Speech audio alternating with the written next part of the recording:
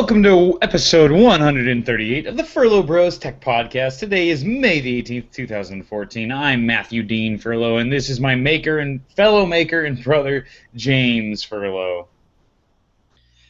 Hey there, and I'm rocking my old headset again. Feedback was sound quality not that great. That is unfortunate, because we were pretty excited about that headphone set, yeah? I mean, they were wireless. Yeah, I mean, I can roam, which, whatever. It happens. Now they're sitting at my office, my desk at my office. So, which, here's the weird part that I don't fully understand. The reception in there is actually better. Weird. Yeah, I would think for some reason that there would be a lot more airwave interference in the office than there is in my home. But maybe it's a different type. Yeah. I don't know. Yeah, that's weird. That is weird. It's just nice to be able to hear you again, James. I think that's the long and short of it. Means I can't wander. That's probably a good thing, I guess. Yeah. Calling me your maker, brother? Yeah. I went to the Maker Fair today. The one that's over here in what? What'd you make? I didn't make. I made myself available. I was just there interviewing people. Yes. So the Maker Fair is it's a pretty cool thing. You know what? I was actually gonna have this be like my first story. So, do you just want to jump through the? Stay tuned. Yeah. Stay tuned. You know what? I'm normally better at this. I normally get I should have said my city destroying brother or something. In reference to Godzilla, which neither one of us saw, which is why I didn't. But yeah, that happens. But you know what, James? This week, we're not going to talk about Godzilla. This week, like every week, we're going to talk about technology and the continuing corporate opera, or the soap opera of corporations dealing back and forth, the people working for them, their marketing campaigns, and the technology they are developing. But before we get into the heart of the show, James got a short disclosure he's going to throw our way. Yes, I work for HP. However, I do not represent HP or any of HP's opinions, and your voice is in zero relation to your video. So we'll see how that works out. Is that freaking you out, or I just feel like I'm watching a Godzilla movie right now. That's all. Oh, those are the best. Remember? Oh, I know. I was like, man, wouldn't that be awesome if they actually set it up that way? So it was just off, just old throwback. That'd be pretty funny.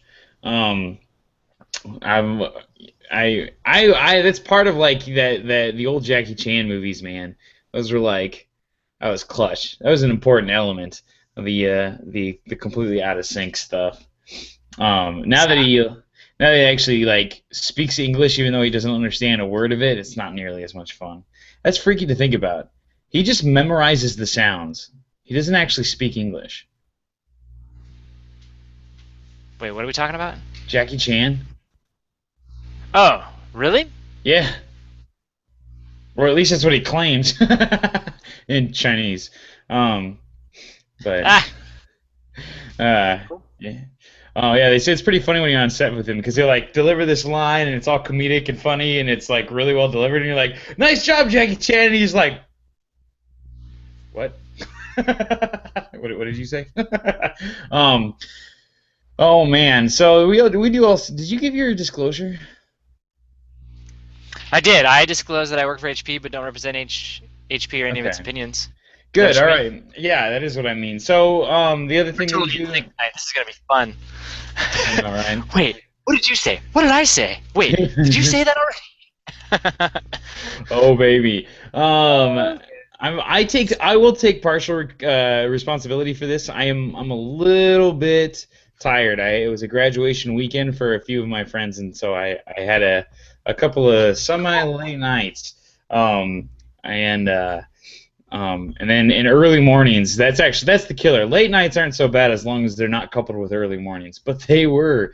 So anyways, if you want to follow us throughout the week, you like the show, but you want more of Matthew and James, I'll tell you what, we've got some social media connections you can go to. You want to follow me on the Twitter, I'm I'm at Matthew D. Furlo. If you want to follow me on Instagram, I'm NextWiggin4NEXT, WIGGIN, and you can see all sorts of cool pictures from things like the Maker Faire, which I'll talk about in a second. Go for it, James. I am kind of boring on social media right now, but at James Furlo on Instagram, jamesfurlo.com for the web, James Furlo on LinkedIn because I'm working all the time. All right. If you want to find out more about the show, all the links and articles that we talked about this week will be there. Links to the YouTube channel, links to the podcast, links to the show cuts. Those are the small little bite-sized pieces of the show. All of that will be at furlobros.com. No UGH, no W, just FURLOBROS.com. And check us out, hear what we're talking about, and yeah, it'll be pretty awesome. So the Maker Faire, you want to know what it is? Tell me about that. Maker Faire is it's a fair, and we're basically yes, for makers. What are makers? E. You what? Spelled with an E. Yes. F-A-I-R-E as opposed to F-A-R-E or F-A-I-R. It's kind of a combination of the two. Correct. So this thing, it's a bit of a homophone. That's the word, right? That's when they're spelled differently but sound the same and have different meanings. Sounds right. So basically, what happens is it's kind of like a show and tell for techno artists. Is the best way to, well, maybe not the best way to describe it, but it's the way that I'm choosing to describe it. When you get there, you walk in the front gate, and there's this giant car. Well, it's a regular-sized car, actually, but it's a giant structure built onto this car. It's a massive metal octopus with moving legs and moving mouths and stuff, and all of the legs are on fire. They have these little fire things going on. And then all of a sudden, out of nowhere, some guy that's controlling it will start pressing buttons.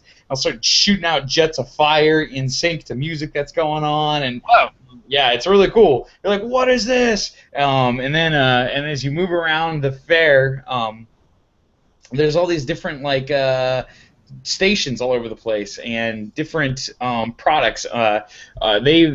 Maker Magazine has teamed up with a couple of different companies like Arduino, SparkFun.com for buying Arduinos and stuff like that. And people go there and show off what they've made. It's kind of like there's a bunch of artists there that go and do just really cool structures and lighting and like really unique kind of futuristic structure stuff where it's like they'll have like art that's on fire or it'll be all LED'd up and stuff like that. They do really high tech, like the future stuff. I went 2 years ago and talked about some of the things that I had seen, and there was like one 3D printer there, the Maker. It was the MakerBot 3D printer, brought to you by Maker Magazine and Maker Faire. They like that name. That's their thing. This year, there was like 700 different 3D printers. It was insane. I saw so many 3D printers, and it was really weird. Is that like the quality of the 3D prints are getting so good that you can't barely tell that they're 3D printers, they're 3D printed objects. Like, for whatever reason, I think by training and just probably mostly by training, you pay attention to how things are manufactured, and you can kind of tell what tools are used, and based on the materials and everything, right? Is it injected molding? Is it cut? Is it whatever? If it's wood, if it's metal, if it's plastic. And for the longest time, like there were these super telltale signs of a 3D printed object, right? Because what type of material it was, how it felt when you held it. One of the big ones you could see from a distance is that it had layers, and you could see the printed layers. You see them nowadays, man. They're like printing it with such a fine little tip as they're printing it. They come out and you almost can't see the layers. They're just like done. And one of the cool ones that I saw was they called it the 3D copier. And what you do is you take an object, whatever you want, a relatively small one, you put it in the machine. It does a 3D scan of it. You take it out of the machine, then the 3D printer arm comes over and replicates what it just took a 3D scan of, with like super high precision. It's crazy. And it's all. What's the biggest thing that a 3D printer can make? Um. So. The biggest one there that I saw could make something that was like 2 feet by 2 feet by 2 feet, like a large object. China is building 3D printers that build houses out of cement, like full on one go, and it just like prints out a house, which is nuts. One of the, as they were walking, well, it's it's a cement. It's a cement house. Yeah, I mean it's it's a house. One of the it's a superstructure, really and truly. One of the things that we saw when we were there, one of the demos that we were walking through, and I went with one of our cousins, and he saw this big giant Sesame Street sign, and he looks at it, and he goes, "What was that made on a 3D printer?" And I was like, it's huge. It's like a full-on light post that says a giant Sesame Street on it. I mean, like, it's big. It's like 12 feet tall, and I mean, and we were like, it's hard to believe that was 3D printed, but let's check it out. And when you actually get up close to it, you see it's all modular. So what they must have done was made the model, broken it up into all its individual sections, put some sort of linking thing together. So that's that's the strategy. But I mean, like, there was one thing that there was a T-Rex skeleton that was like printed out. It was like, I don't know, it was like a foot, like a foot long and like a foot tall. I mean, it was big, and I wanted that so much more than I wanted the 3D printer, which I think sort of, I was just like, that's so cool. And then, man, it was crazy. 3D printing, we talk about on the show that, like, 3D printing is clearly taking off. It's becoming a big deal, and I think we'll look back at 2014 as 1984 was to the personal computer, as for 3D printing, and I couldn't be more convinced of that after today. It's crazy. They're getting great, and they're getting cheap. And pretty soon here, it's just like non-durable, semi-durable goods that are structures. You'll print them at home, and it's and the more and more you see this stuff, the more and more it's pretty convincing. Obviously, there's all sorts of quadcopters, because those are pretty cool right now too. Not as big of a deal as I was expecting. They I think they hit their peak excitement last year. Now you're starting to see the really cheap models, like the ones that you can buy for like $100, or the ones that cost $1,500 that are like incredible, that are full-on automated drones that could kill people from the sky. They don't actually put guns on them, but if they did, which they could, same principle. And then there's just a lot of there's a lot of car stuff there.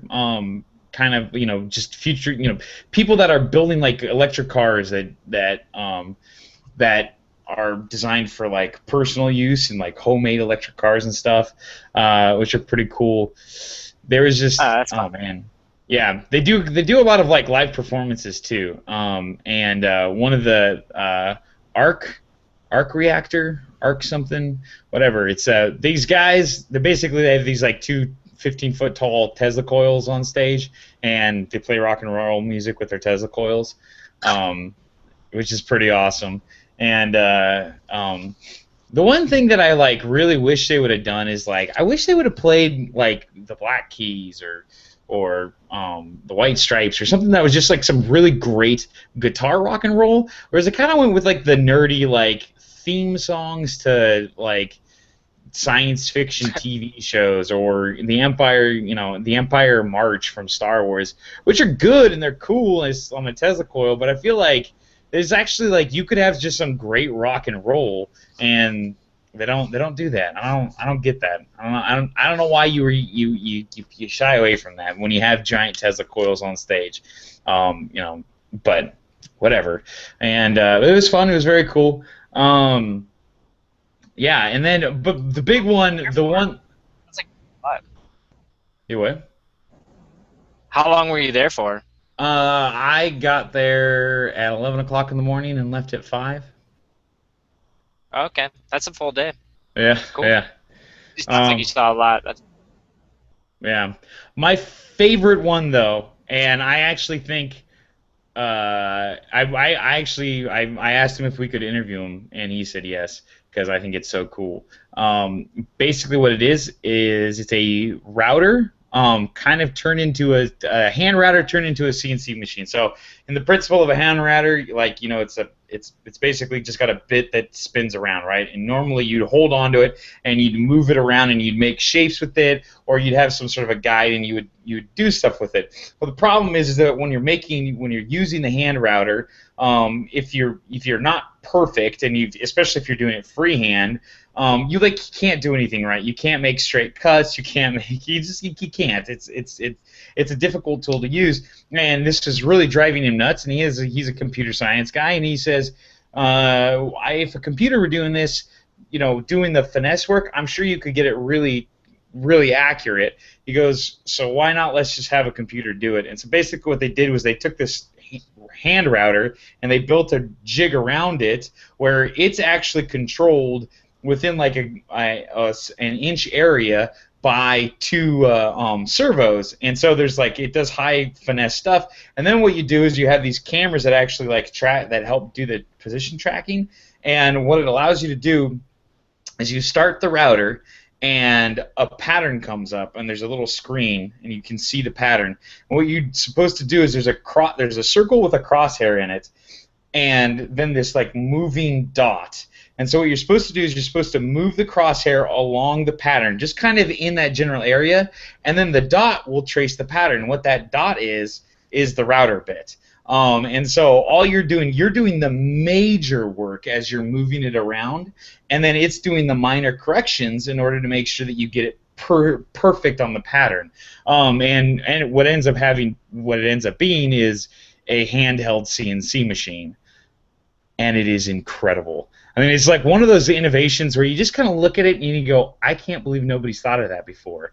It's amazing. It's astounding. You're sitting there cutting things by hand, just moving it along, getting perfectly straight lines. I cut a circle that's a perfect circle by hand because it does all the corrections to make sure that the circle is right. He was showing all sorts of it's great, and he was showing that he was able to cut furniture he's making furniture, and so he's having all these joints and stuff that like these really intricate joints that you can't do by hand. Normally you'd have to have a machine do it, and if you were to put in, you couldn't buy a CNC machine big enough, but because he's got this particular tool, he can get these big pieces of wood, cut these incredibly intricate joints that lock together perfectly, and there's no like other hardware needed. He doesn't have any screws or anything. It just all sits together. You're like, okay, that's incredible. He's like just cutting. I mean, he's going around. He's like cutting out the shapes of the United States by hand. It's super accurate and everything's right there. And then he started talking, and it was like, so he's doing a Kickstarter project. So I'll probably try to interview him when he does or get us to interview him when they start their Kickstarter project. Help him, drive a little attention there. But as they were talking about it, they were like, so you patent this technology? Obviously, he's like, oh yeah, I mean, we've gone nuts for it. But he was like, well, we already started talking about like what could we do next? Where can we move? Because they're like, what happens if you wanted to draw stuff like big printers, because that's basically how a printer works, right? It just is kind of it's contextually aware of where the small sheet is, and then it's got an arm moving. Well, you could do this as a writing tool, and so you could do something like that. And then somebody was like, what you really need to do, and he was telling us this story. He's like, what they really need to do is they really need to take this technology, take this idea, attach it to like a car or like a forklift-sized thing, and attach a plasma cutter to it.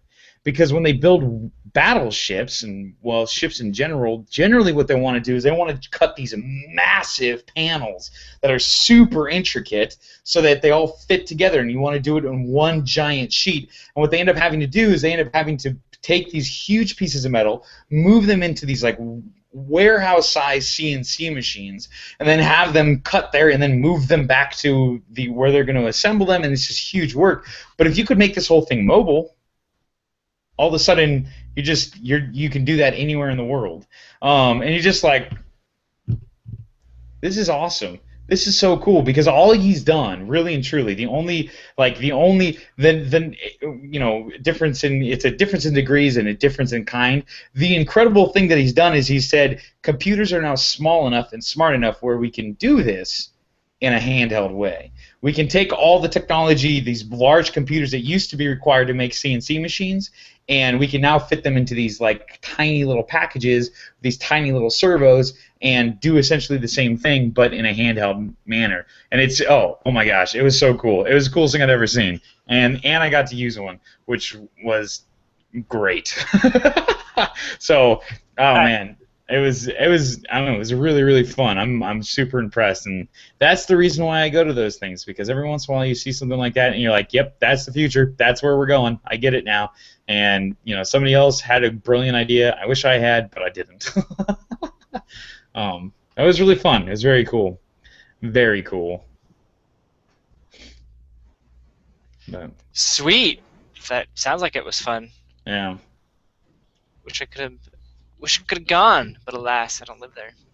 Yeah. Come to Silicon Valley. They have them in New York too. That makes it any easier. It's about the same level of difficulty, yeah. So. Yeah. That's all right. That's all right. Cool. Cool, man. Thanks for sharing. Sounds pretty cool. Yeah. I like it. So my other story that I have is not nearly as cool, but that's okay.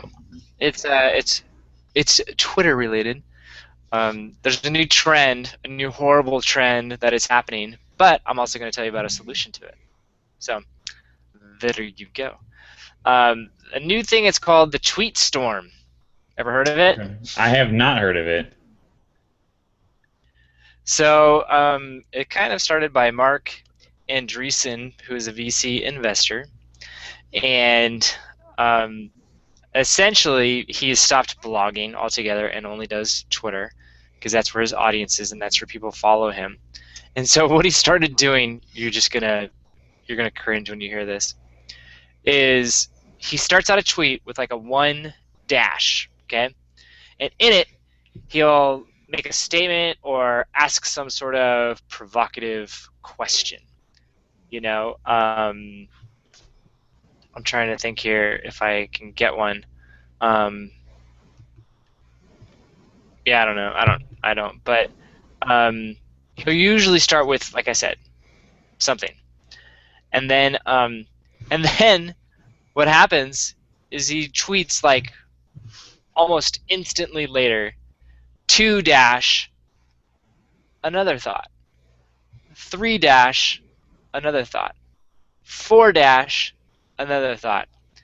Essentially, and they're like, these things can go on for like 15 tweets or more, where he essentially does a mini blog post all broken up into 140 characters with the convenience of, here, let me label what number this is for you so you make sure you get your order right.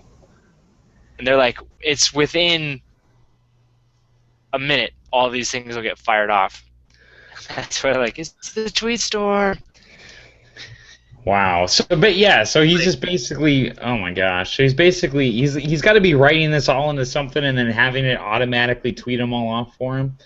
So it's all pre-planned. That's my guess. Yeah, he probably spends, time he used to spend blogging. He'll write out his thought, get it down as much as he can, then find the natural breaks, number them off, and send them off. I'm sure there's I know there's Twitter tools that will let you do that pretty easily, and then you just queue them up and then hit the go button, and they'll all go.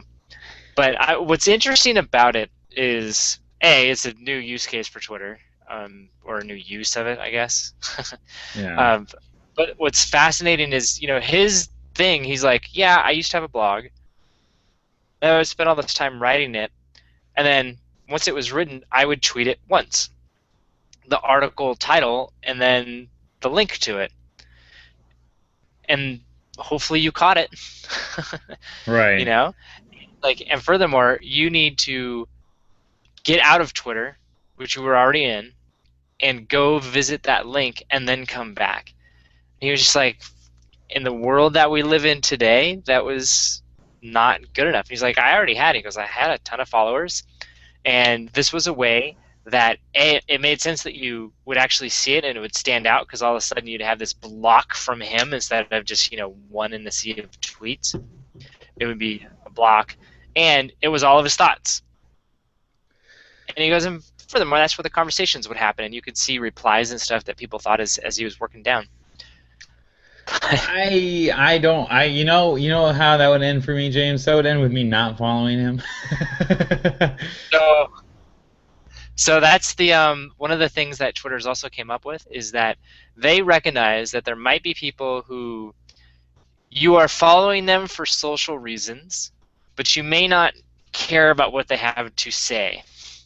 Yeah. And so Twitter has introduced a new feature that allows you to mute people. So as far as they're concerned, you're following them. As far as you're concerned, you are not. They're still in your friend list, and so you can find them and unmute them if you wanted to. But it's pretty funny.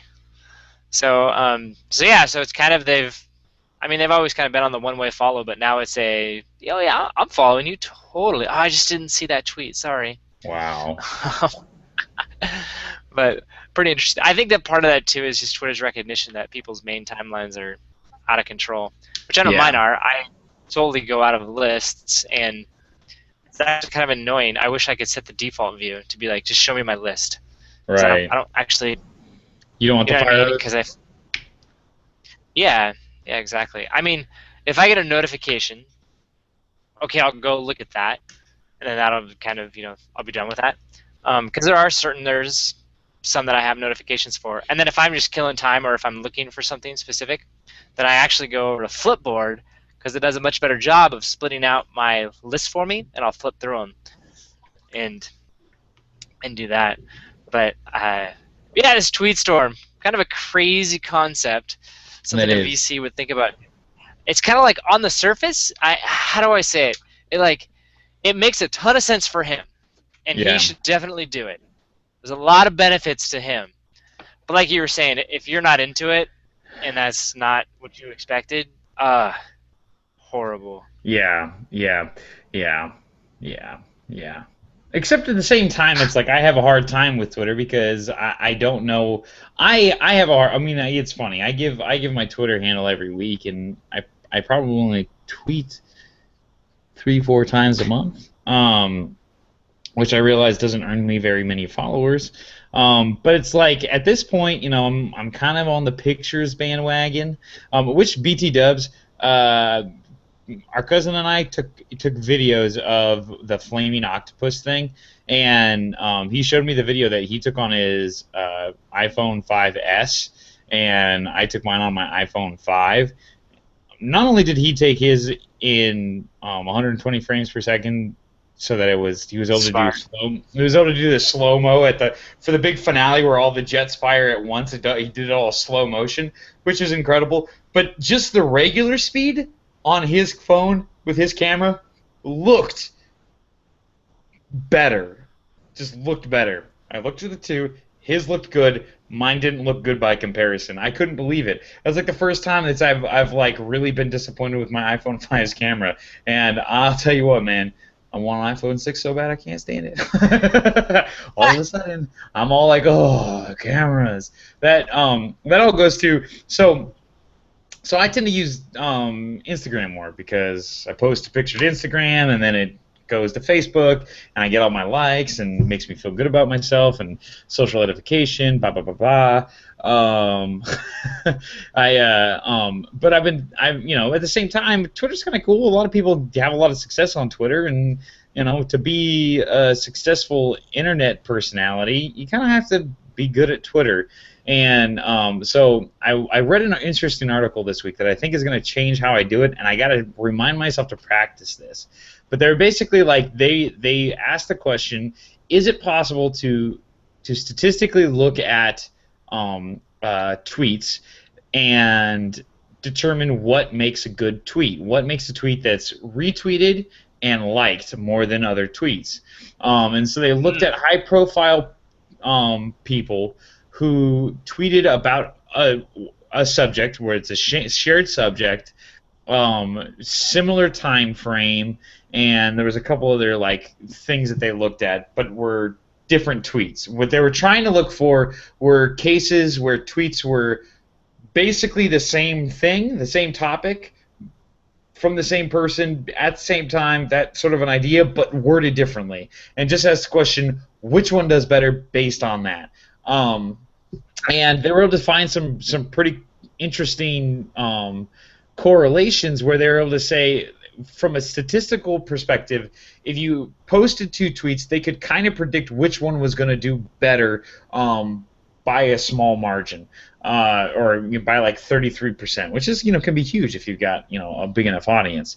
And what they said was the linguistic rules that are best followed to maximize the amount of retweets and stuff that you get are the same sort of linguistic rules that you would follow for making titles to articles, which is actually really interesting as soon as they said it, because I was like, well, this totally makes sense, because it's like that whole thing of like, why does the HuffPo get so much attention? It's because they're fantastic at writing intriguing titles, and people click on the links, and then it's a stupid article with stupid gifs. There's no point to it, but I click on it every single time. I have to like fight the urge to click on their links because it's just a HuffPo, it's just BuzzFeed, because their titles are so good, and their titles are all very well written, like asking questions, suggesting an idea, making big statements where it's all who, what, where, when, how, all packed into one single sentence, 140 characters, and but they do them as like these kind of that sort of a statement, which is interesting because, like, especially if you're into websites like Reddit or other sorts of other similar news curation, a lot of times all the debate in the comic sections over all the information that you get out of the title. I mean, like, title writing's super important. And so I've been thinking about it, and it's like, maybe that would just be a good form of practice, and I think I'm going to try this, like, to start tweeting more, but do them as, just try to make them, like, interesting titles, like, title of my thoughts right now. Which as soon as, what my biggest problem is? Every once in a while I'll be like, man, I really want to tweet something, and I think about it for a while, and, like, how I would word it and what I would say, and then I realize that nobody cares, and if anybody does care, they shouldn't care. This is a stupid thought. and then I give up on it. This is not intriguing or original. Why am I thinking it? But yeah, I don't know. It's, I want to get more into it because I think there's a talent there that's worth something. Not to mention that more followers, when you have good ideas, you get more attention. But yeah. I don't know. This whole tweeter thing, they're having a hard time too, figuring out their life. Well, they just got to figure out how to make money and grow their user base. That's that's it. Yeah. Like, dude, all I gotta do, I've been trying to get into golf. All I gotta do is work on my swing and get in the ball in the hole. Are you, or you're just saying that? That was just a joke, yeah. Okay, all right. I'm just making sure. With you, it's hard to tell some of that stuff. I could see you totally getting into it. Actually, I mean, we've been talking about it, me and my friends, like, maybe we should get into golf. Like, just walk around all day in the sun, it'd be nice. And it's kind of like I don't know, it's like a rich person thing to do. And we're not rich, but we can pretend to be. Go to Chief golf courses. It'll be awesome. Um, Oh yeah, that sounds great. I know. All right. Cool. So, Did I actually highlight a? Oh, I did. It's like, where's my yellow article? I know there's like a block right there.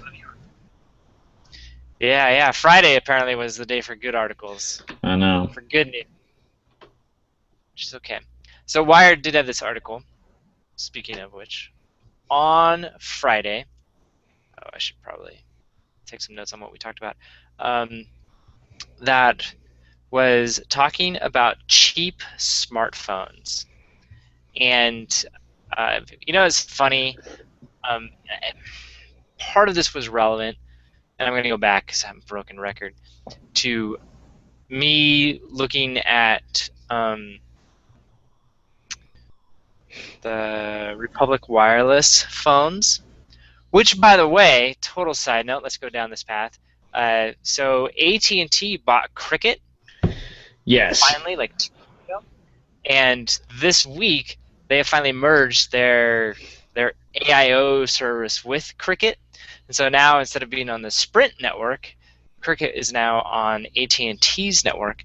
And what that means is that you can get no contract, very reasonably priced plans now on AT&T's network, not on. So, for example, I could get with a smartphone for $50, I think it was, a month. Unlimited talk, text, and 2.5 gigs of 4G speed. Oh, and then if I baby. go over, is slow speed. So, which I think is similar to what you're on now, right? I think yours might be a little better. As of this week, I'm officially a T-Mobile user, and I'm using I'm doing unlimited for way too much a month, but whatever, it's really fun. Right. And so that's non-contract, right? That is not well. So it's weird. It's not a contract. Yes, I'm actually what I ended up doing is I ended up signing up for the postpaid, which they charge you tax on. I was like, I could just do it prepaid, and then I wouldn't get taxed, but I don't get international service. And one of the big selling points of this unlimited all whatnot is that you get unlimited data and unlimited texting abroad. And now that I spend more time abroad, that's actually worth the extra, $7 or whatever it is in tax. To be able to get all that. So I'm doing a postpaid, which is kind of like, it's like a month-to-month contract is what it is. I had to do like a credit check and everything, but effectively it's contract free. At the end of the month, if I wanted to switch to Cricket for a month, I could, and then switch back to T-Mobile, and they'll just grab my number from one to the next, and everybody will be happy. So. Yeah, interesting. Just swap out some cards, it sounds like. Yeah, interesting. So, and Cricket did have an unlimited everything plan. I didn't look at it because I was never going to get it. But all that to say, I've in my research, most of the time, these companies, like say for example Republic Wireless, they require you to use the phones that they provide. Which that was the cool thing about Cricket is you could bring your own phone to it and you just buy the $10 SIM card and you're good to go. Your phone has to be unlocked, which is important, which we found out you can do. It's it's a little trickery, but you can do it. Which I went on the Apple.com real quick and was like, all right, how much is this unlocked beast? They're not cheap. Nope, I found it out. Not cheap. So part of me is like, I got to do some math, and I went back and looked at my aggregate bills. I'm like, man, I'd really only be saving somewhere between $20 and $30 a month. Oh man. That actually starts to, you know what I mean? You're like, man, that math is just close enough that it could work. But yeah. Anyways, totally off topic. The point being that before I discovered Cricket Wireless, and I was looking at Republic Wireless, and they require you to use their phones for their special network stuff, and they've got special software on it. And right now, what they offered was the Moto X and the Moto G. And so I was just comparing and contrasting because the Moto X is like $200 and the Moto G was something less than that. It's like 100 or something. I mean, it's like maybe 120. Very reasonably priced. And Right. so I was looking at it and I was like, man, these are actually really, really close in specs. And there were really only two big differences that would have kind of been a no-no for me. Was that the camera was not as good, and they did like side-by-side shots and reviews that I was reading, and you're just like, yeah, it's clearly not as good of a camera. Yeah. And then the storage space, which I don't know why they do this, but they're like, oh yeah, 8 gigs. Like, that's not usable. why are you just teasing me right now? Yeah. And they didn't even have like a 16 gig option. And then what was frustrating about Republic Wireless is they didn't even offer the 32 gig version of the Moto X. It was only the 16 gig version. And I was like, lame. But you're not allowed to bring your own phone to that network. So all that to say, though, outside of those couple little things, like they're like the hardware, all the internals, like it's a good, solid, quality phone. If you wanted a smartphone and were on a budget, they're like, this would be the one to get. It's a great price. The phone's not that much worse, and and your month-to-month contract fees are like, if you want to get in, this is how you can do it. And the point of this Wired article was like, for those of us like you and me who pay attention to, we tend to follow like the Galaxy series and and the iPhones and then the Lumias, those guys. Yeah. Your flagship like, smartphones. Yes. Yeah, he was like, flagships are nice, but that's not the future. The future are these cheaper versions, and Motorola actually came out with the Motorola E, which is even cheaper, smaller than the G. I'm not even sure that's the best part. And that one's 129 unlocked. And they're like, that's a ridiculous price. And their point is like, for developing countries, yeah, they're like, these are the phones that everyone's going to buy. And what I thought was cool about their article was like, so we need to pay attention to them because these are the ones that everybody's going to be be getting, and these are the types of phones that a majority of users will have in their hands. And what's really fascinating about some of these things too is that not only are like the features of those high-end flagship phones trickling down to these cheap ones, like some of the cheap ones are actually starting to trickle up. Like, for example, there's some phones in another country, I don't remember, that they actually have 2 SIM card slots in them. Yeah. I've heard about these. Yeah, and and they're like, and the reason is if you're doing international stuff, they're like, you might want to have one for one thing, a different one for a different type of thing. Like one could be for talk, the other's for data, or one works in one country, whatever. Like, and now they're starting to see those pop up into some of the more flagship phones because you got world travelers who like, yeah, I'm in. I want to do this stuff, and so what I thought was cool about it too is that they were saying that as a result of all of these cheap phones being out there, how like you were kind of talking about the this year being the 3D printer year because they're finally hitting the mainstream. They're like, we're starting to see those network effects really start to tip the scales where they're so cheap, but they're also really good. And he's like, so they're getting into the hands of a lot of people who are starting to do some cool things with them. Yeah. They're like, you've got a lightweight, cheap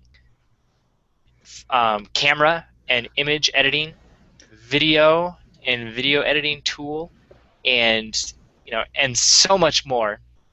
like you're gonna start to see businesses pop up and really some really cool opportunities. It's funny. I'm excited for the next 3 decades of India, like because and I'm just excited to watch it. And even though I'll be not really much of a part of it, more than likely, well, I don't know. I might do business over there, especially with the company I'm working for. Um, but just kind of what what you're describing is going on is you've got a billion people, which is a lot of people, and huge amounts of resources, but also a government that's it's the world's biggest democracy, and it's anything but perfect. I mean, it's not, it's a classic. Democracy is the worst form of government except for all the others, and and India is like that. But it's one of those things where it's like there's this real chance for development. That like the country can really radically move quickly, and their entire communication infrastructure is going to be built up around cell phones and wireless communication. And it's one of those things where it's like, yeah, we're putting the portal to education and information into the hands of a billion people all over the world in a way that, or all over India in a way that just and in the same network effect that the same internet, the same internet. I'm echoing. I'm echoing. Sorry. That's all right. That's all right. Not on my end. I'm not echoing on your end. I'm not echoing on your end. Okay. Oh, okay. I'll look into some settings, but Okay, let me turn down my volume. Okay, let me turn down my volume at least. Wow, I'm so loud. Sorry.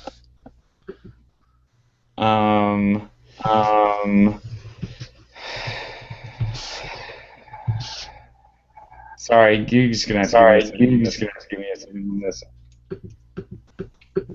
Okay. Because I just need it quiet enough so I can ignore.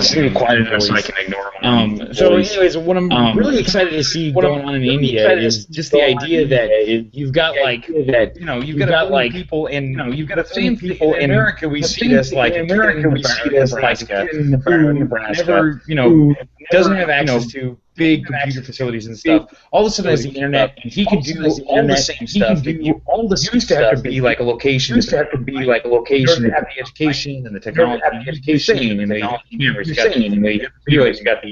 but it's more than that. You've got the information that you need to learn how to farm, manufacture, how to build factories, how to manage companies. And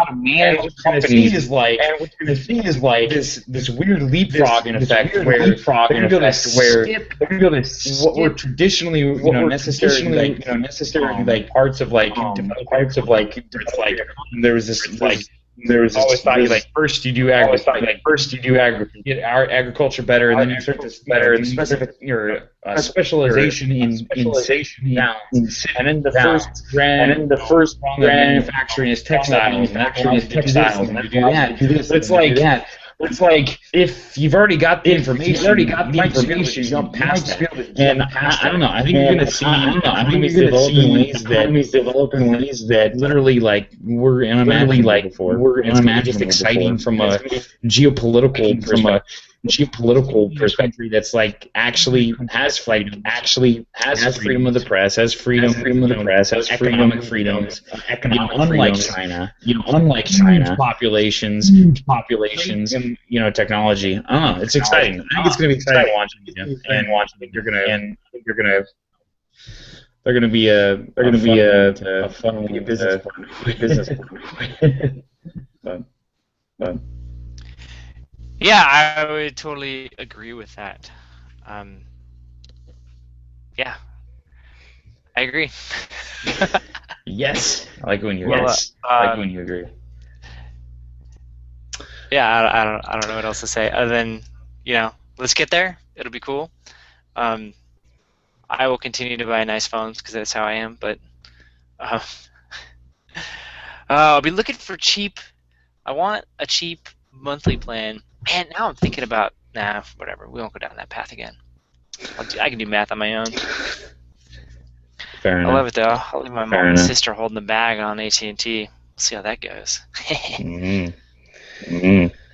Yeah, I'm sure they won't. I'm sure they won't. They'll move over to T-Mobile. They'll move over to T-Mobile with Dad and I. Mm. It's cheaper over here. It's cheaper over here. And honestly, best part is coverage is as good, if not better. I did a speed test on Tuesday morning or Wednesday morning, whatever the first morning I had it. Was lying in bed. I got 40 megabytes down. 40 megabytes down. It's a lot, right? Yeah, that's incredible. Yeah, that's incredible. Like 2 over Wi-Fi. Like 2 over Wi-Fi. It's 20 times. That's pretty good. That's pretty crazy. Yeah, I agree. All right, so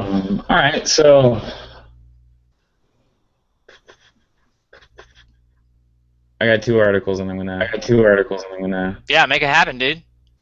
All right, so number one, Google's cars. We've been following these automated cars quite a bit and get pretty excited about this technology. And there's this big article I got written this week.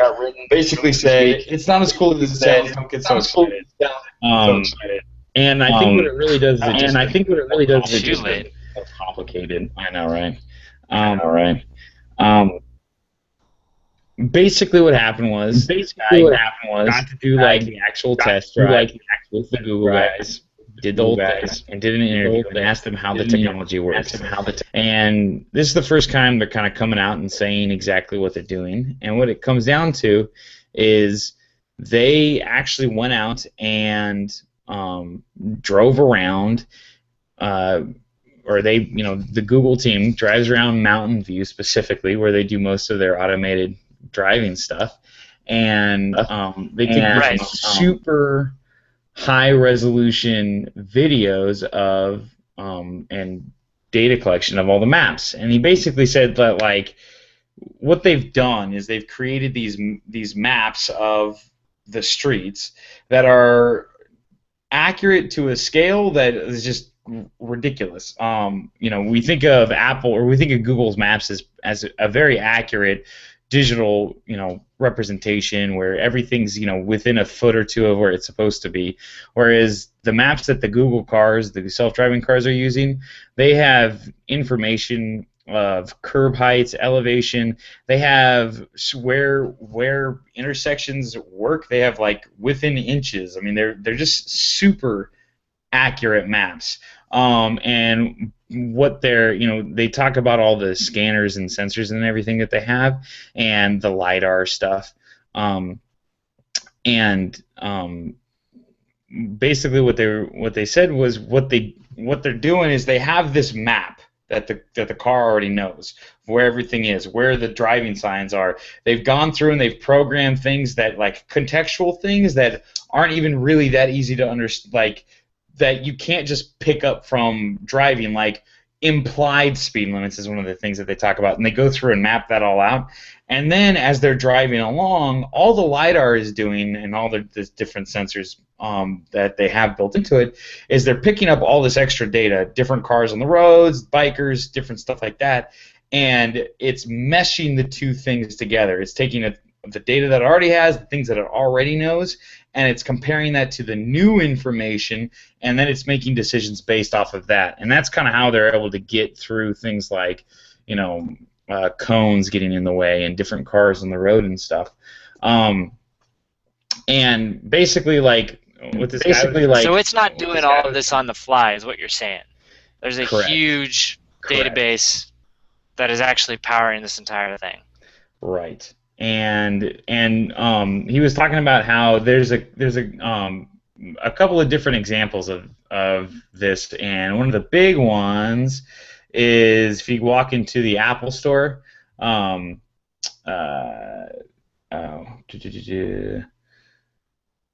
What's the name of the So if you walk into the Apple store, they've got those like cool racetrack things where you can race your little car with your iPhone. And those cars kind of work on the same way, where those tracks are information aware. They have little data, they have little sensors in them that the cars are able to pick up and be aware of where they are on the track. And it just basically you're doing a lot of pre-processing. You're doing a lot of pre-understanding, pre-comprehension, and which is really common in computer science. What you do is like the things that have to be done on the fly, you do on the fly. The things that can be done ahead of time, you do ahead of time. And essentially what they've done is they've decided that the best way to build these cars out and to have successful driving is to process it all ahead of time. Well, maybe right now, I could imagine that they're kind of like, we don't know what's important, and so we're going to capture everything. But then eventually they're going to say, you know what, we figured this out. Here the I don't know, the 100 things of data that we need to collect, and we just need to do this on the fly. And they've eventually got to get to that point. There's no way they're going to try to map everything. I mean, that seems so brute force, so unlike them. But but I could see at the beginning, you're like, no, we're gonna track everything because we need to, and we don't know what's important yet. Well, my thought is this. I wonder. We talk about what they're doing with this. Kind of like what you're saying is. It seems brute force. It seems like the wrong way to go about it. To have to go and do all that. But I think what you're more likely going to see is because the author's whole point was that they've mapped 4,000 miles worth of roads in order to have these things work. Problem is like 2 million miles worth of serviceable roads in America. So they've done a tiny fraction of what would be required in order to map all of America, which, yeah, good point. But one of the things that you could do is it's like you've got these Google Map cars that are driving around, and they drive every road in America. And they've got everybody's got Google Maps on their phone.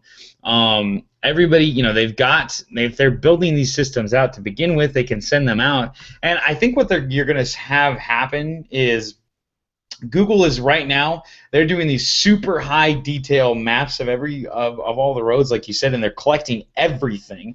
And then what they're going to eventually figure out is there is a level of map that we require. And we need less and less and less as the computers become more and more powerful that we can fit into these cars. But for now, yeah, you're right. We need 50% of the data that we have. And what they're going to do is they're just going to send out the Google cars and attach cameras that can capture that data, and they're going to build that that camera caching ability into the self-driving cars themselves. So as they're out and things change and signs change and different stuff, they observe different things, you'll be able to see over time all that develop to the point where the cars will just you will get all that data out there and everything. And I don't know. I thought it was kind of cool because it's they call it a trick and they act like it's a trick. I didn't really think about that. Where you may have a car that it's not driving itself, but it could still be collecting data and sending that back, and they'll know. They'll get flags. Oh, they turned it off or didn't know what to do in this situation. And they'll just be able to address that. And while they're at it, we're going to add this data to our mapping system. Right. Exactly. They'll set an alarm that says you're going out of our zone that we're navigating through because we don't have any data for it yet. You go, okay, well, this is my way home, so I guess I'll have to do it. You drive that route 3 or 4 times, and all of a sudden, this is we can do this automated now, and you don't even realize it was because you drove it. Your car was doing the work because they just kept scanning while you were doing the controlling, and you were giving it the contextually aware information of what's the implied speed limit here, what is this thing, what is that thing, and as their algorithms get better at reading stuff because they're getting freaky good at that, they'll be able to read road signs, they'll be able to do that kind of stuff where in an automated way they'll be able to do all the processing for these roads. And if they don't have enough data, you just drive it a couple times, and by the time you get, a week later, it'll do it for you because Now it knows. And that's the exact way that Waze works, by the way. Right. Right. When I first got it, I would drive places and I would get points because it was like no one's ever driven this road before in the app, and and they were literally like, yeah, you're helping to create the maps right now by driving it. And so they're like, yeah, the directions at first will be horrible and horrific, but drive it, just turn it on and drive your normal routes, and you don't even have to be getting directions, but just have it on, and we'll be paying attention to where you're going, and eventually they'll build out. Because you're like, once enough cars head in that direction, we're pretty sure there's a road there. And so we can start, down that path. Which there was always one intersection in Albany that just it never figured out. It got annoying, because it was just like, no, you can't go this way. You can't go this way. Turn around. You turn. I'm going this way. It goes under another road. That's how that works. It's okay. It's all right. Oh man! And then I'd be on that road and I'd be like, I don't know how you got here. I even tried to go in once because you could actually go online and like manually edit it. And so I was like, I'm gonna do this because this is getting annoying now. And I did, and it didn't change anything. So maybe that stuff works. But all that to say, Google now owns Waze, and so I would not be shocked to find that they do something similar like that. Yeah. Yeah, that totally makes sense. Capture the data with the cars that you're driving, and I may not be able to drive you right now, but we're gonna fill out our maps. Well, there's got to be some sort of privacy craziness that goes on with that too. Like, did you somehow tell the public that you're recording them? Because technically, perspective. Anytime you're driving on the road, you can be, video recorded public domain, and you don't have any protection like that. Anybody can film anything on the roads. So just out of curiosity, does the camera flipping back and forth for you too whenever you talk? No. I'm just looking at it. Are you? I'm just looking. Oh, okay. Why? What do you mean? Why? What do you mean? Oh, I'm just. Anytime you talk, it seems to think I'm talking. It must hear an echo. I don't hear it, but my guess is that Google hears it. I don't know, dude. Google's weird. We just got done praising them, and now I'm gonna be like, come on, Google, figure it out. Yeah, right. The world when you can't get this right. Well, it's weird that it was working. As long as we're frustrating part. Yeah.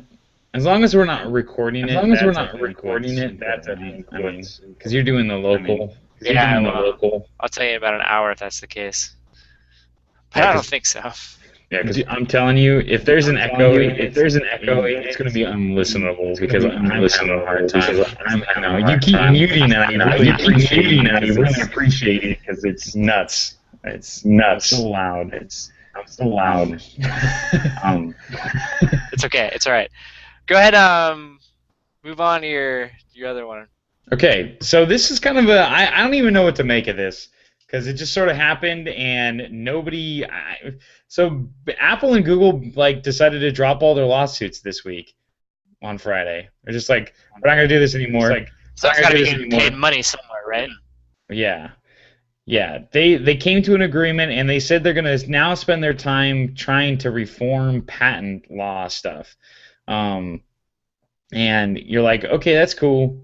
Why the change in heart? Well, what happened?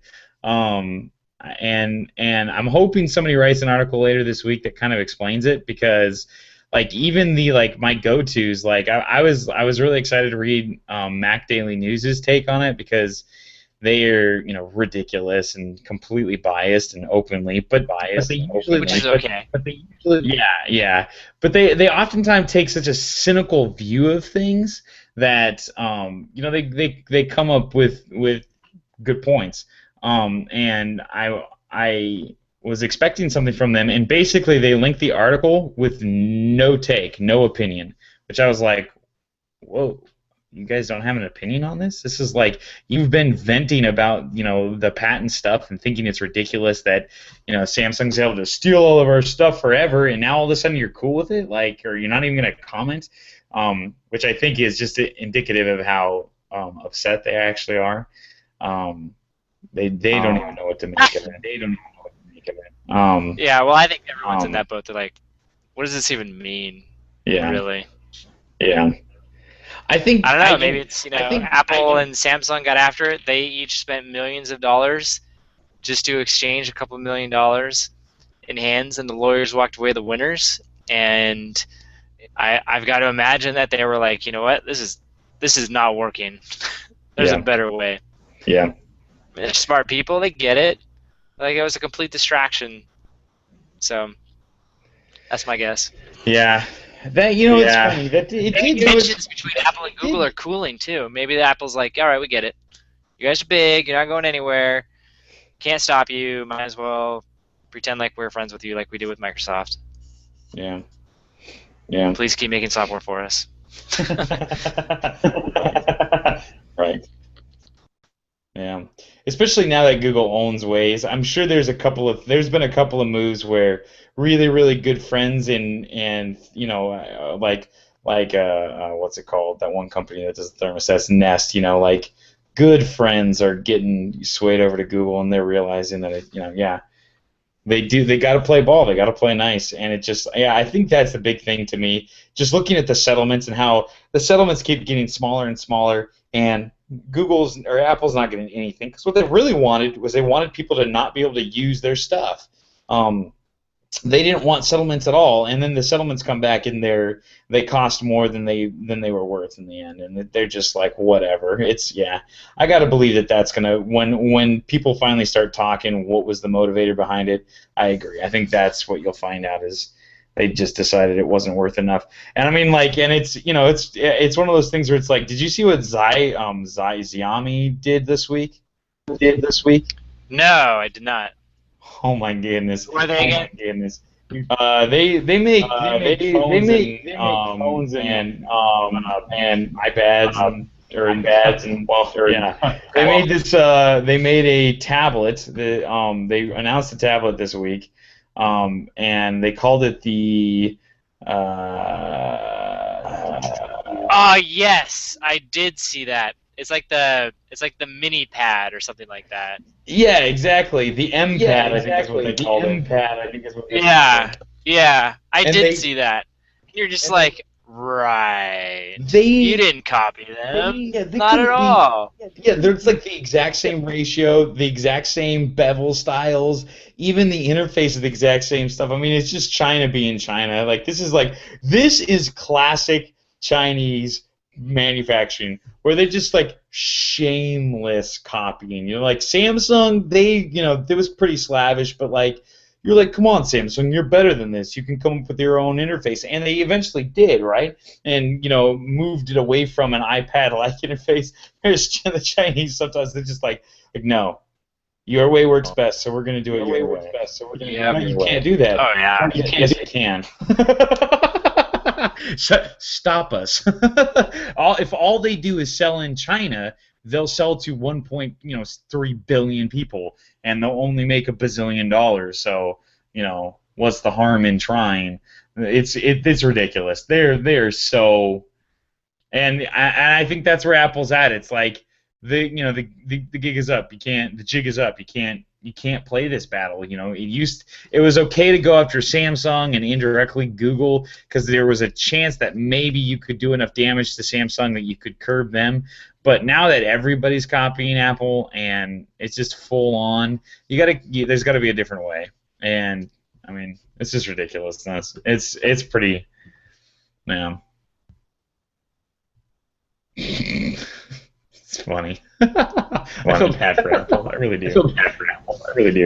Whatever. It just means they got to keep innovating and improving if they want to continue to be in that position, and command the ridiculous sums of money that they command per phone.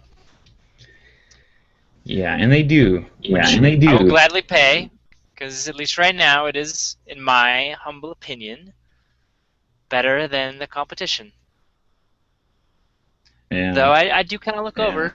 I'm like, oh, that looks interesting. It's not all bad news on the other side. But, what do you mean?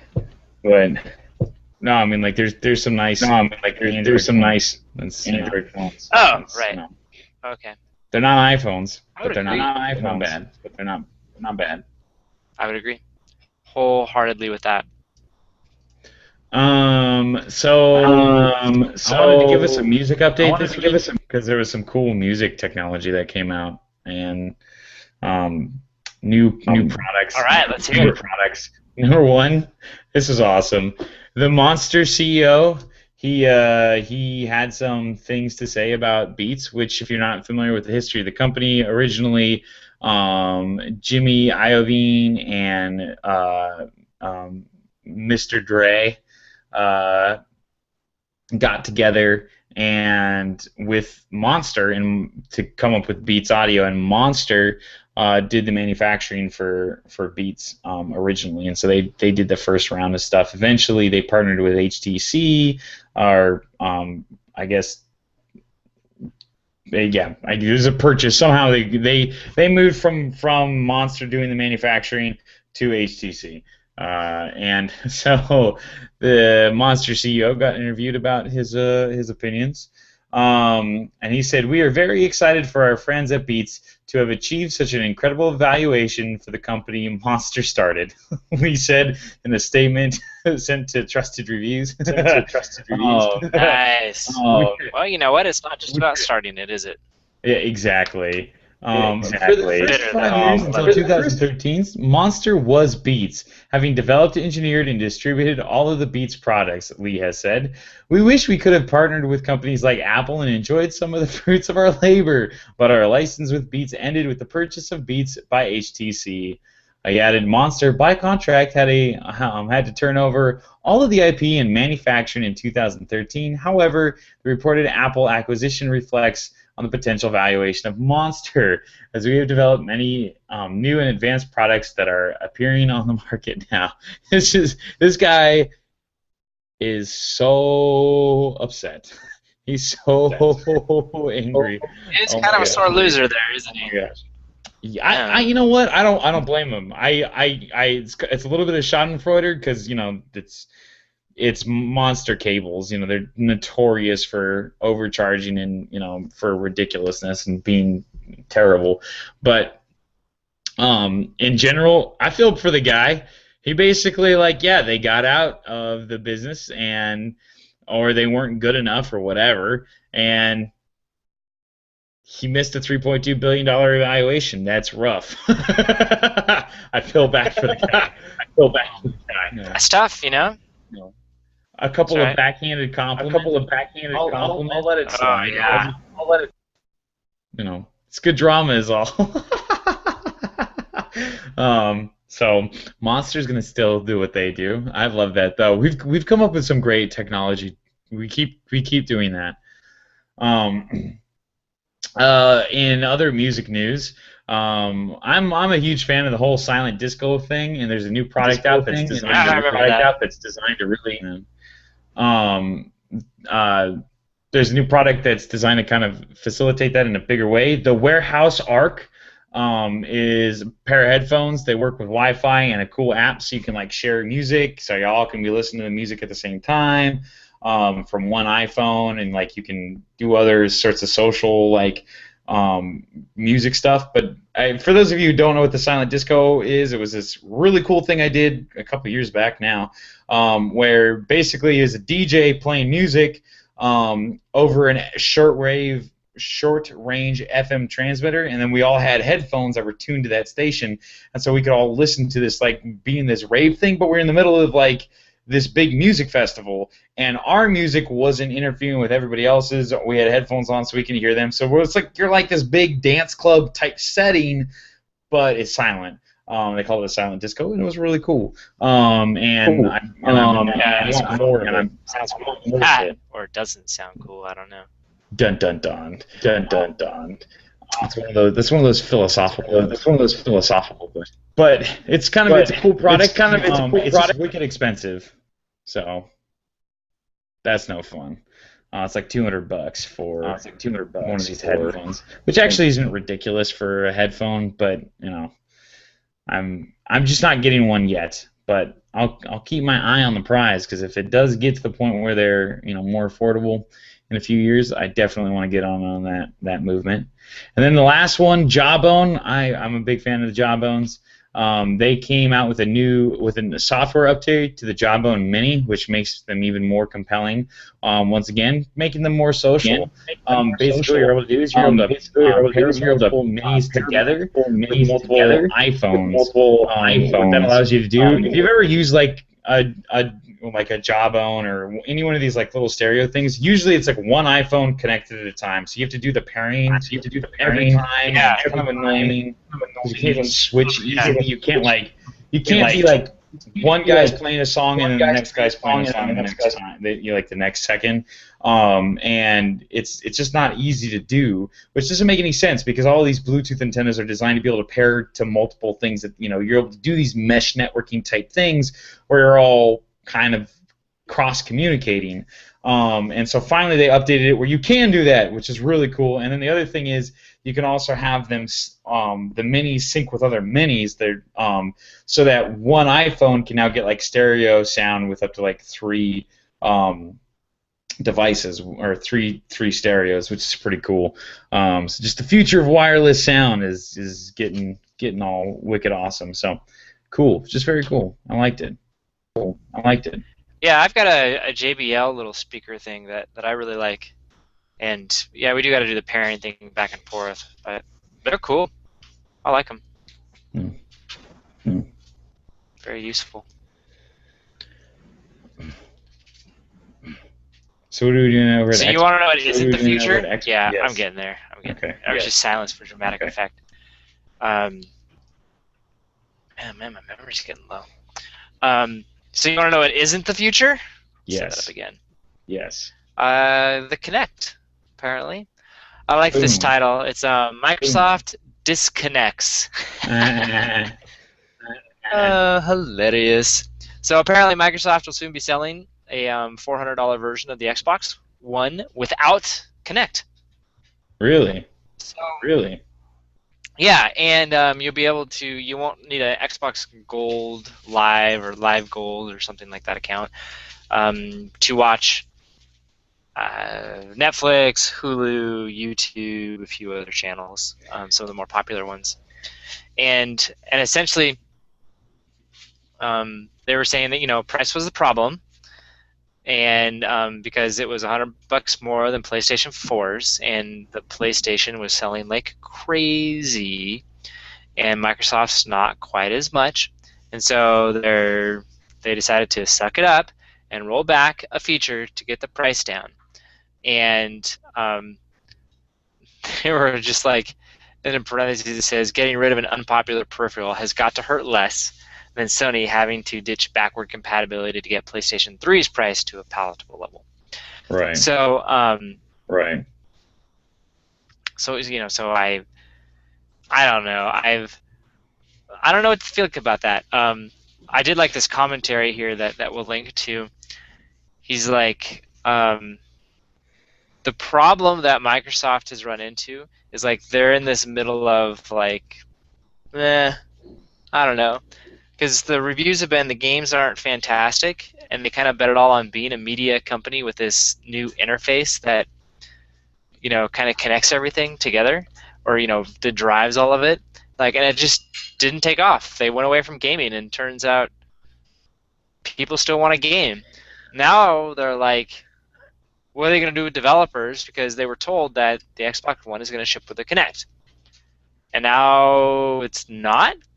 And so if you were a developer, would you develop something, then integrate the Kinect in it, knowing that probably now of a significant number of customers, I won't say majority, but a not small amount, are not going to have a Kinect? It's just like, no, it's done. Any development on that is just like, yeah, forget it. We're going straight back to handhelds. We'll just assume that people don't have it, and we'll let Microsoft do their interface thing, whatever, and games and whatever will from now on assume you don't have a Kinect, just like the Xbox 360. What's Microsoft doing? I don't get it. I mean, It's exactly what happened in the last generation of the console wars. It's ridiculous. PlayStation 1 with the PlayStation 2, I mean, they crushed Nintendo competing against the GameCube. They got cocky, and they came out with the PlayStation 3, which was really designed to be this media center thing, because it was like one of its chief selling points was that it was a Blu-ray player, and it was one of the cheapest Blu-ray players on the market at Yeah, I remember that. Yeah, and it was more expensive than both the other systems it was competing against. And they just came in with this thought of, we're the best, we're going to be the best, and we're going to make this wicked powerful computer, and we're going to give it the best technology. We're going to do more than video games, and people will pay the extra because it's extra. And then nobody bought them, and they stumbled up. Yeah, it's almost like they didn't. They just forget about the whole generation thing, and there really is a reset that happens. Yeah. They don't think there is. They feel like no, we've got the lock-in because they're paying for Xbox Gold or the online thing, or their friends are on it. It's like it doesn't work that way. For whatever reason, it doesn't work that way. And the thing that's really ridiculous is that there's two different online ecosystems for the Xbox. The 360 you can't talk to your friends if you're using an Xbox One. They're different. Really? Yeah. It's wow. I didn't know that. It's so stupid. I couldn't believe it when I heard it. Yeah, I mean, it's a complete reset. There's absolutely nothing other than brand loyalty to keep you with the Xbox. Really? It works that way? I mean, I guess I get it because you're not going to be able to play games, I guess. But if it's backwards, oh man, really? I did not know that. You can't play Titanfall against somebody if you've got an Xbox One and they've got a 360, you can both have Titanfall, you can both have Xbox Live, and you can't play against each other. For reasons that don't make any sense. Oh, it's a huge mistake because because exactly what you said. There's no tether. There's nothing to keep you there. There's no community. It's a complete reset. And it was so stupid. It's so stupid. This is completely flummoxed on so many different levels, which drives me crazy because Kinect is really cool. It's great technology, and like this guy says, it's done. It's just done. The big boys aren't going to come up with cool things to do. It's going to be a gimmick that is fun if you have, but we're not even really that fun. It's not going to be integral. It's not going to be super important, because you can't let it be. So I don't know. But at the same time, nobody's buying your system, so you got to do something to get the price down so that you can, move units, because otherwise nobody will buy anything. Anything. They don't. Yeah, I don't know. It's kind of like you felt like there was a philosophical war going on, and they lost it, just like they lost Blu-ray. Yeah. You're just like, come on, guys. Yeah. But this time it was them versus the customer. Yeah. I don't know. Yeah. Oh, well. They'll probably be okay in the long run. It's just kind of a bummer. Oh, yeah. This system, the Xbox Ones is going to be a success.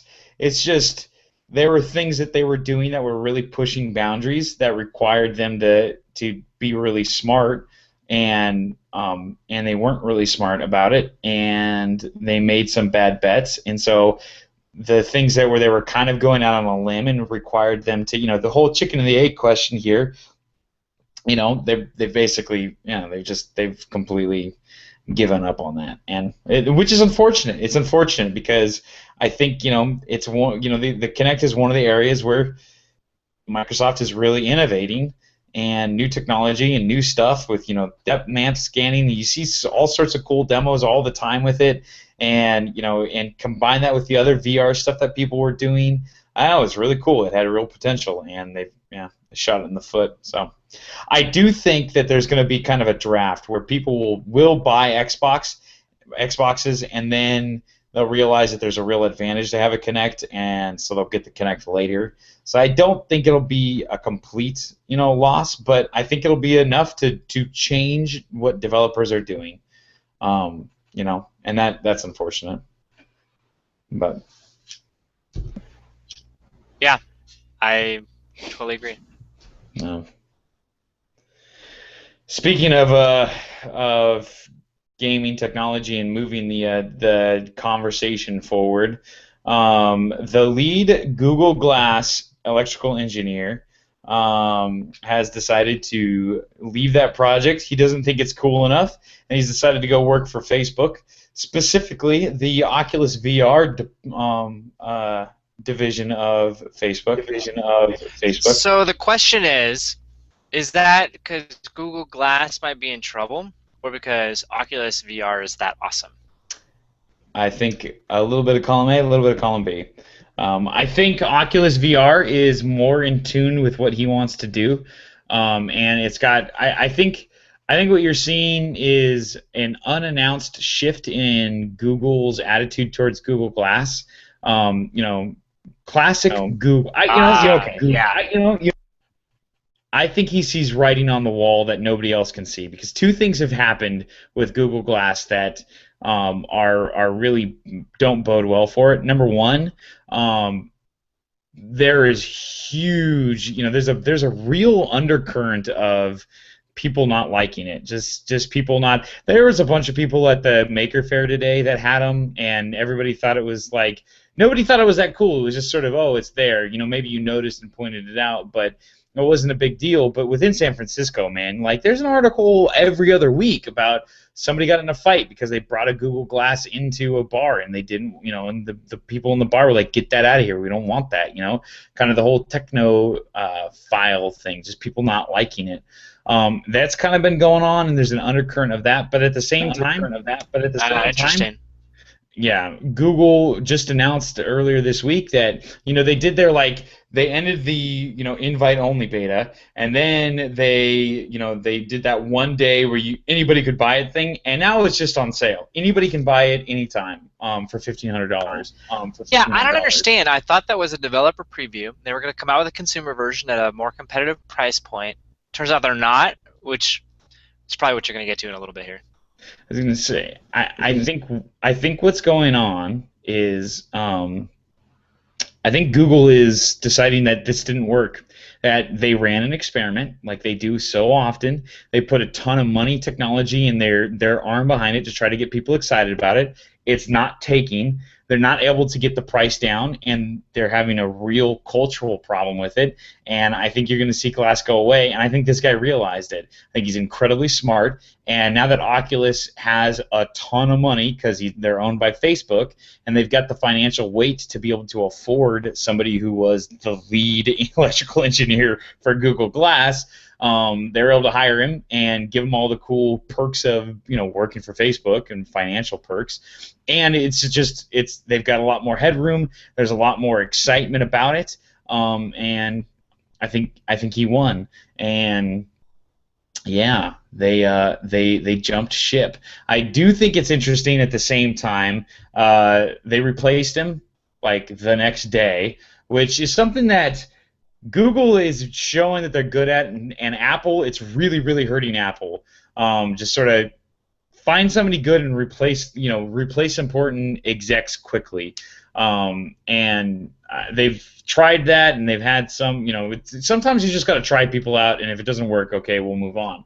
But they replaced him with Ivy Ross, and she she's been made the creative choice for its new head of Glass, and she was a Mattel design lead.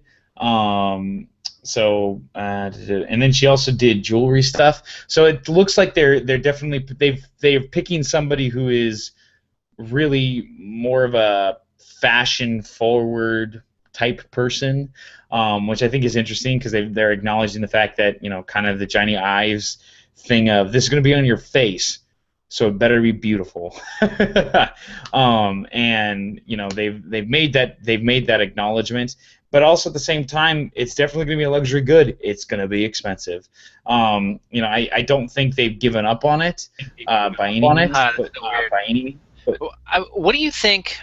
So my question really is, what do you think it would take for Glass to be successful? I mean, I know you talked about people in San Fran who are up in arms over it, but I also got to feel like if you put these things at a crazy price point, $100, where I would go out and get one for $100. You'd go out and get one. I'm willing to bet that there'd be a few million other people who would be willing to get one at that price point. You hit a tipping point where now you're not weird anymore. And, but like, A, could they ever get it to $100? It sounds like the answer is no. The closest they could probably ever get was $500. And then B, what capabilities would it have to be for you or me to be like, all right, I'll put $500 down for it? Because it doesn't sound like it was quite there. Yeah. And maybe that's part of their other issue is like the promise was amazing, but its main use case were notifications and taking pictures. Yeah, which it's the pocket watch dilemma, right? Why did we all move to wristwatches? Because it was just a little bit faster than having it in your pocket. But so maybe that's enough to move technology, because it's moved technology in the past as a fashion thing. But at the same time, it's not going to move people quick. It's gonna, you've got pocket notifications. I just have to pull my phone out of my pocket. What would it have to be? I think real augmented reality. Like really, it's taking in data and overlaying contextual information as we go, not just notifications. So what you're saying is they need a back-end map system like they're putting together for their driverless cars. Pretty much. Oh man. All right. Remembering people's names, that would be really cool. Stuff like that, things, but it's just it's intense. What it would need to be able to do to be really useful, I think, is difficult. I think there are use cases where it would find a real great niche early on, sporting type things, firefighters, stuff like that. High intensity where you're using your hands and you can't be messing around with your electronics device. That totally makes sense. But just for mass adoption, it would have to get really, really, really, really, really smart. And I think that they've got to get focusing on those niches. Who can't use their hands, who can't pull their phone out of their pocket, and how do we cater to them specifically and get it really loved in those arenas, and then add in other features that, since you already bought it because you're a bike guy, if you do wear it when you're not on the bike, it can also do these other cool things.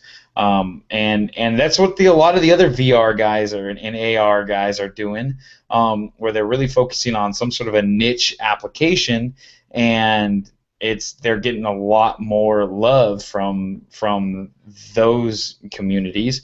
And I remember the one we talked about with the ski goggles, where it was like, we'll give you the route down and weather updates and other stuff, because your hands are busy and you would like to have it be augmented, but they're like, that's what we do, and we do that better than Google Glass or anybody else. And so, if you're a skier, you're like, well, I'm going to do this. Right. And it's almost like Google, they talk about with their Google search, right?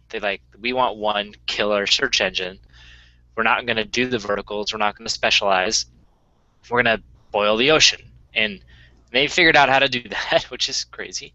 And it's almost like they were so successful at it that they went, we're going to do that same approach for everything else. And so it's like with this one, no, we want to boil the ocean. We want it to be good for everyone, which inherently says social is the thing that's easy to do and, is not non-niche. And I just think that's great, but people don't necessarily want their social feeds and notifications in their face. They want, like you were talking about, more useful information given your context and what you're doing. For me, it's like if I'm driving, I don't want to know. I specifically don't want a text notification, but I do want to know if there's a cop up ahead. Right. I do want to know if I've exceeded my speed limit for some reason, or or a traffic accident, or you know what I mean. I do want to know that kind of stuff. If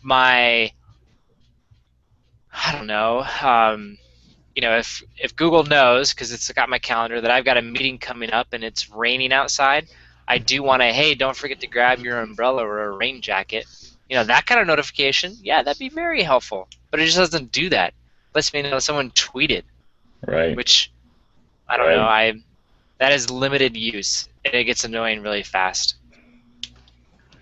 Which sounds like that's what that guy is aware of, and is moving on to gaming. Yeah. Which is a specific use case. Yeah. Yeah, exactly. But good times for Google Glass.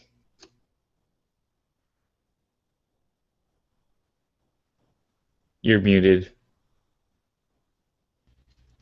Thanks. I'm trying to jump back and forth for you, man.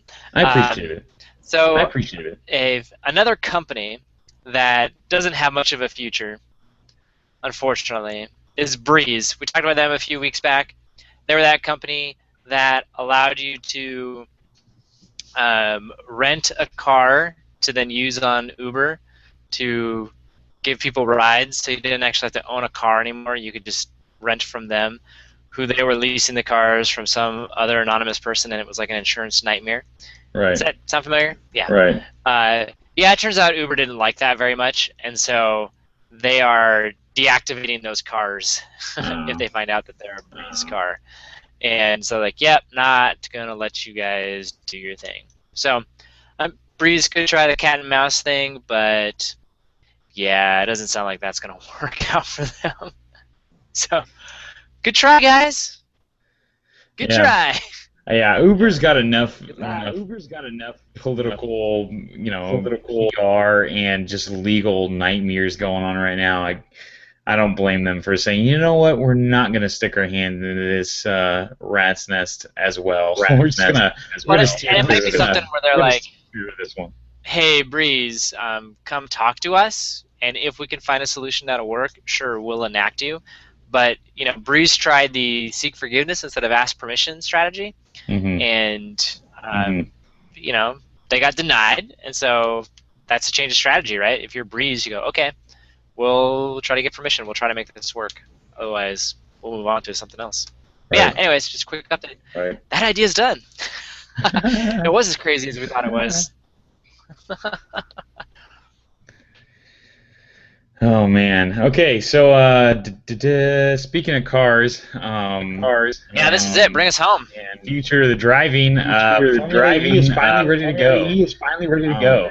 I don't know why. I think this is really exciting, and just because I've been imagining, I've had all these crazy battery ideas forever, and because I think batteries are important, and I was excited for the day that it finally would become.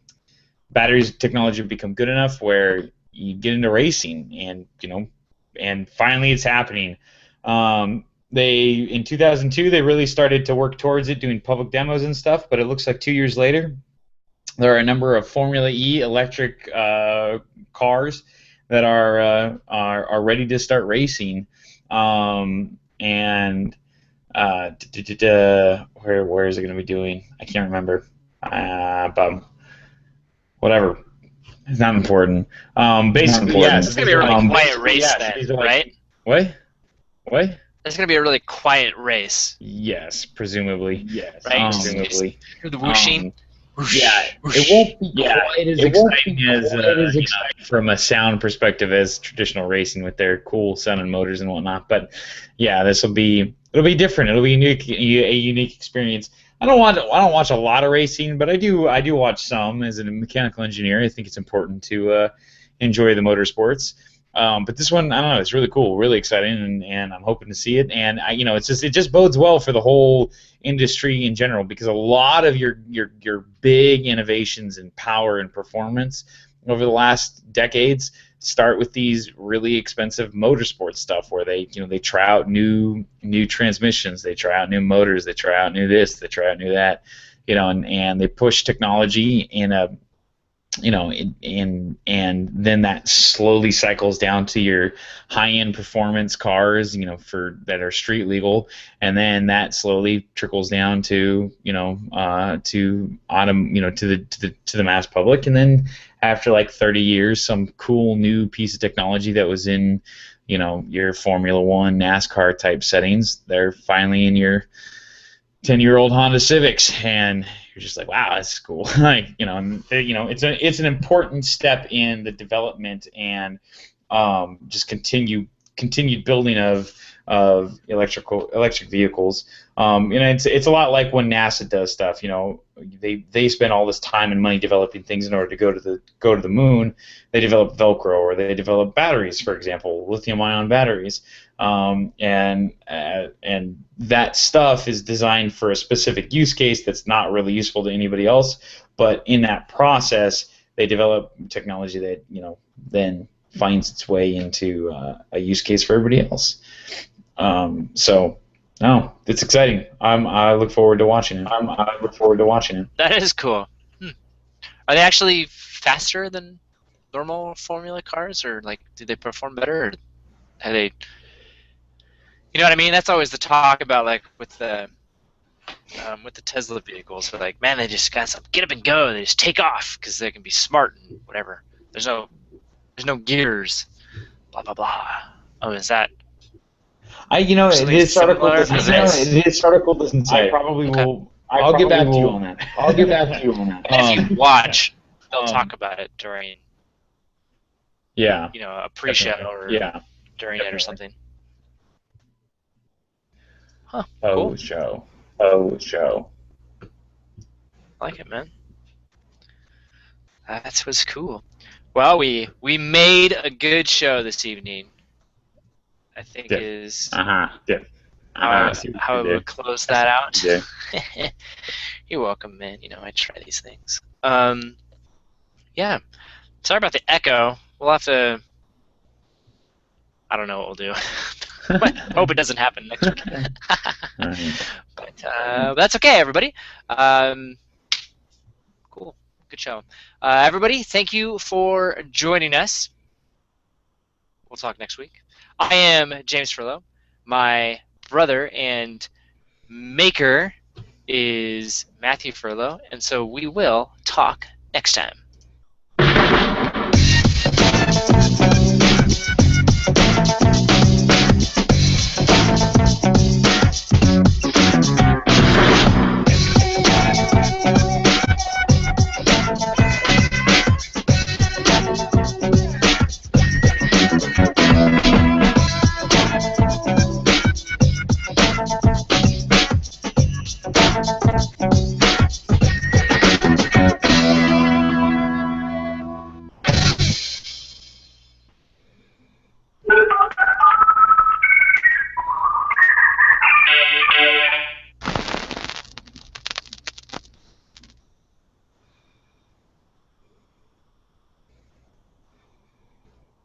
Awesome, man.